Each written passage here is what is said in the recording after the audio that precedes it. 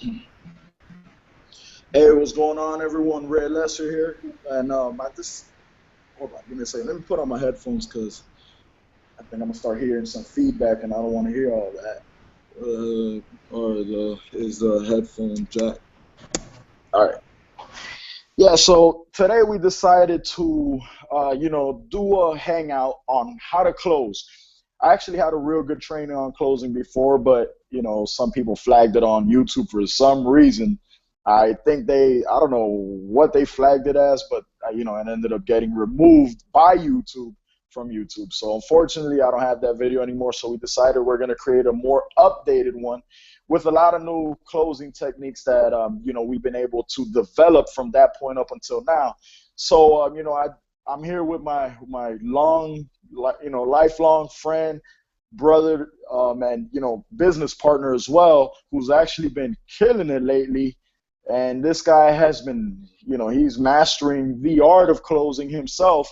And I just wanted to have him on so he can, show you guys how he does it. Because I always feel that it's important to get both sides of the coin here, because I'm sure he has a different style than me. Maybe we both base it on the same things, the same concepts of how to close and everything, but overall he has his own style. I have my own. He says his things a little different than I say. So I just wanted to give you a taste of how two people close who are pretty good closers. All right. So again, that's my friend, my lifelong friend, Orlando Hernandez. I'm telling you, I grew up with this guy. I've known him for a very long time. We've been through a lot together.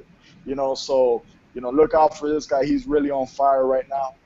And Orlando, do you want to say a few words before we actually get started Yeah, what's and going on, move everybody? on? Yeah, what's going on, everybody?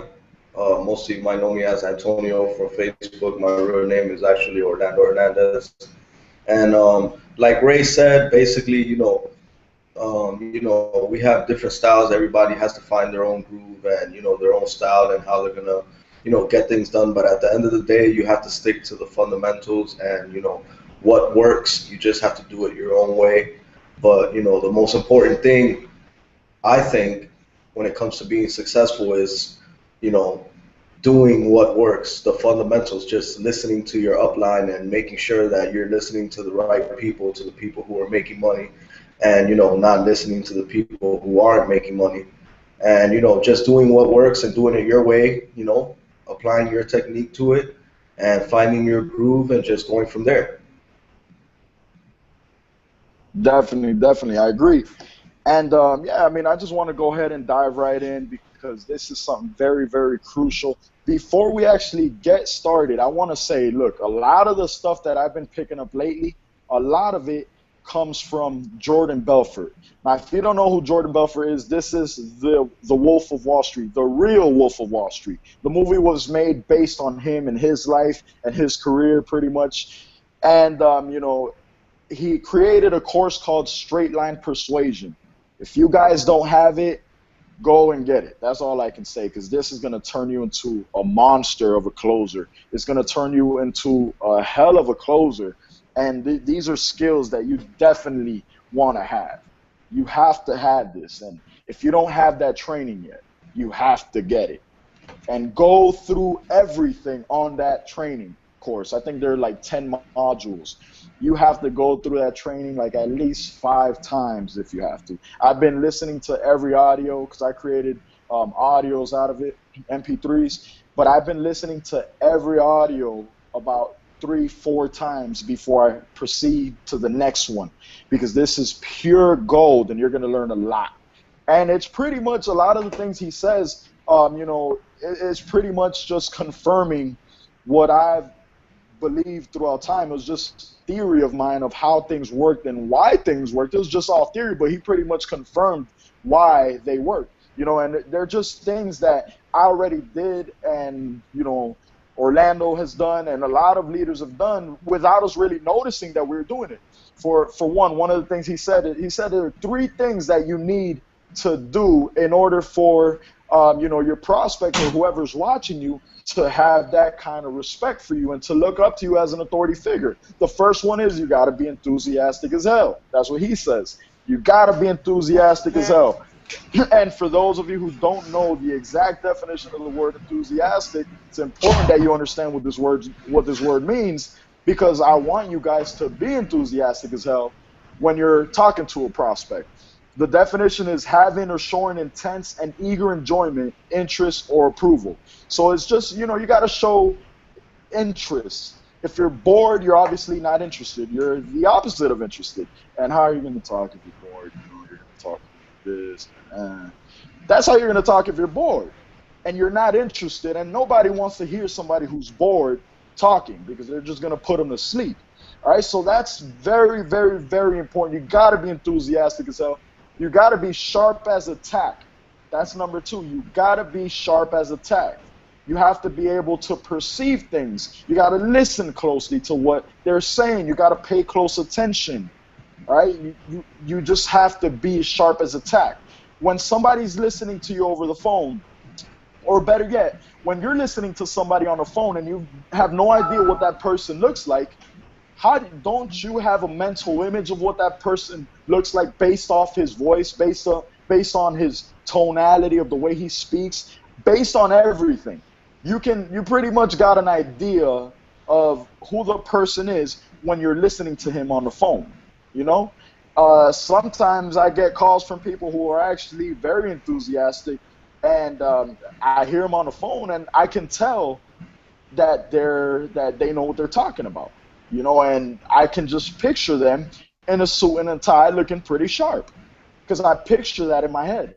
And then you have some people who are bored and they're like this. Like when I call the courthouse or something, I just talk to people who are just like not interested. They're bored and they're just there like playing with their bubble gum or something. And that's how I picture people sometimes. But you always have a mental image of what somebody looks like based on their voice, based on the way they speak. You always have that mental image. So if you sound boring, you're not enthusiastic, they're gonna have the wrong mental image of you, a mental image that they shouldn't be having of you, and it's gonna go bad for you when it's time to close. So enthusiastic as hell is one, sharp as a tack is two, and you have to be an authority figure. All right, when you speak, you have to sound like an authority figure, a force to be reckoned with.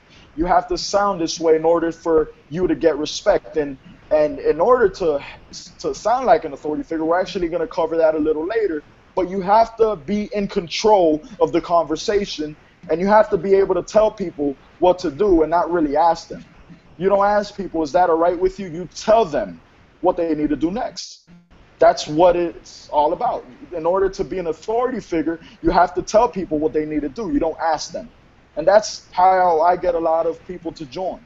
It's all about having that authority figure. You're bold when you speak, and your delivery, they can tell that you're confident, and they want to work with you because you know what you're talking about. Even if you might not know everything, because I don't even know everything, just the fact that you're confident, the fact that you're speaking like an authority figure, they'll respect you and they'll want to join you.